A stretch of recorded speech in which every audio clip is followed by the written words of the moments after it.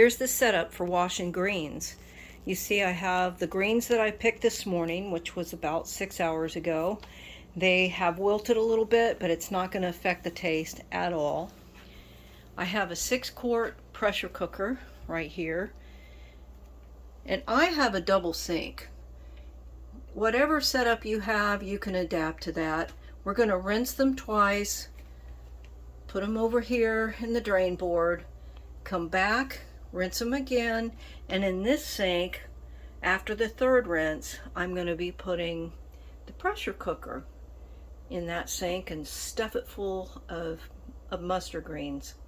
Summer and winter and springtime and harvest, sun, moon, and star in their courses above. So easy. Dip them in.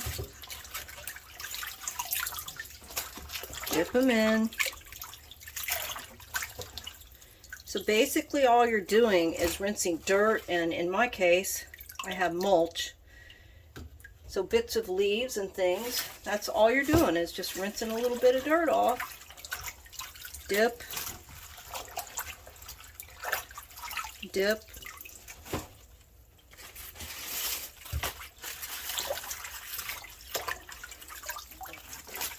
Just follow me through to the end and you'll see this is the easiest way to clean your greens and get them ready for the cooking.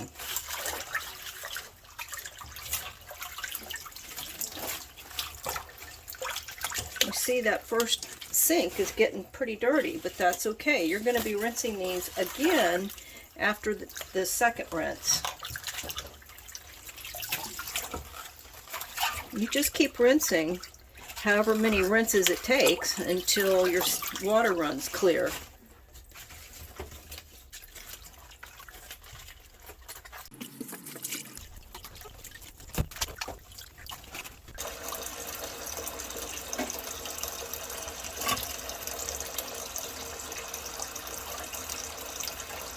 Sometimes you can find aphids that have attached all up next to the veins here, and they're very easy to dislodge.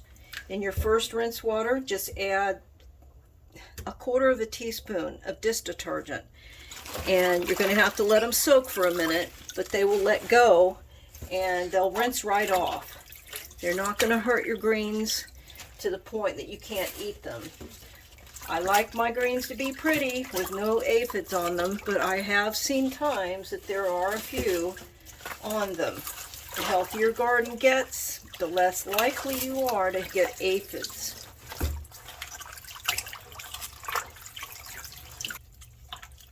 Another one. Keep you rolled up in there. I'm going to get rid of you. It's a news bug.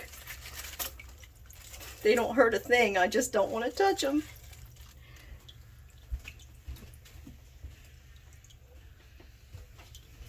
Can you hear him? He's called Newsbug. Woo! There he goes. Ah! All right, we're ready for the third rinse. What you do is fold the leaf in half. Take off about that much of the stem.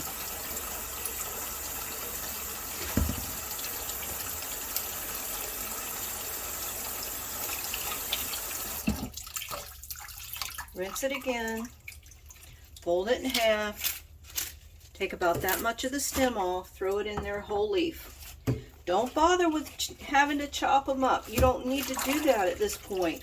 I'm saving you some time and effort. Fold it in half, go down to where you're, you can see here, about that much. Some people might like to leave more of the stem on. I don't. I love the tender greens. Go through and get them all like this until you fill up your pot. And you can stuff it pretty full. Look at this big leaf. I'm going to take quite a bit of that rib off. Cut it off there, stuff it down in there. Now my stems are going to go to the compost pile. So don't throw your stems away. Put them in there to nourish your earth again.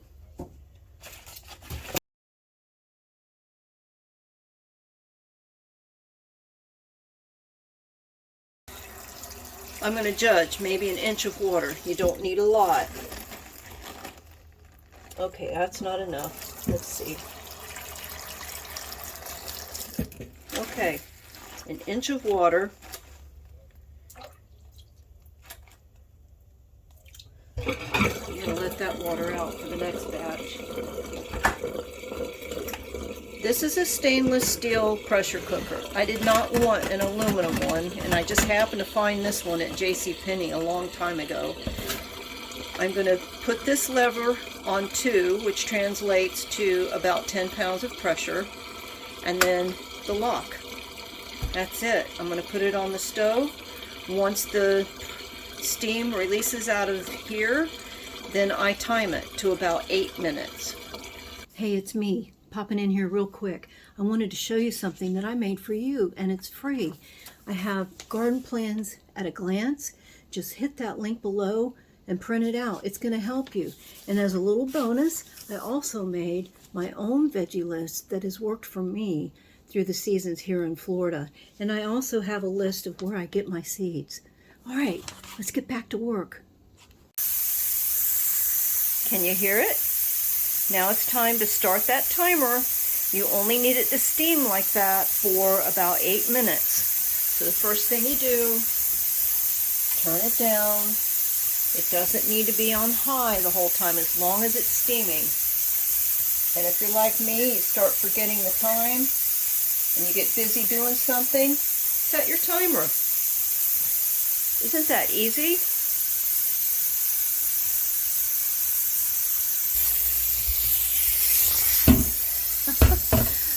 Well, I think the camera just got steamed. So this is called a quick release.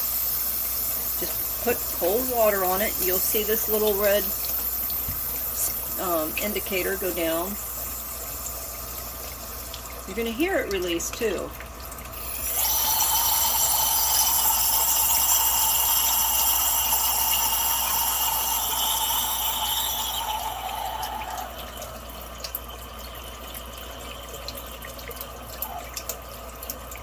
Okay, when you hear it finish, you can let the lock off.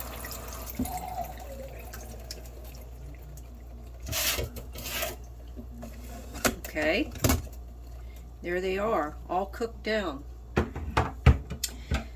Now here's the time-saving tip.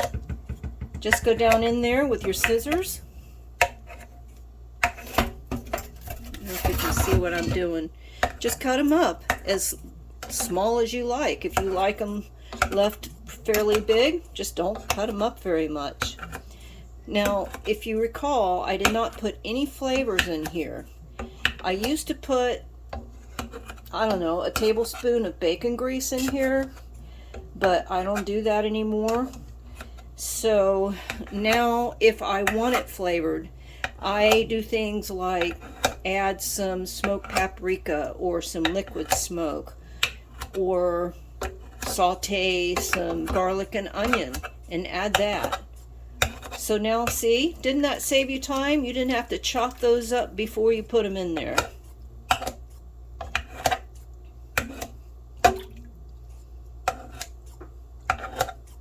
Those are ready for the table, just like that. We love them plain. We love them flavored. One way that you can get away from adding grease is to cook them in chicken stock. That flavors them up really well. You can try vegetable stock. It's going to give them a slightly different flavor. Now I'm going to transfer what's in this pressure cooking pot into my regular pot, just because I've got all those to do still. So I need to free up my pressure cooker for round 2. Thanks for watching. I hope that helped. Take a moment to visit my Etsy shop. You're going to find a garden journal all ready for you to print out. And if you prefer, there's an electronic version there as well. Now, both of those versions become a living document because it's going to help you track what's going on in your garden from season to season. And that will make you a successful gardener because you're going to see what worked and what didn't work. And there's lots of details here for you to see. So go to etsy.com/shop/your organic garden. Thanks again. All I have needs I have.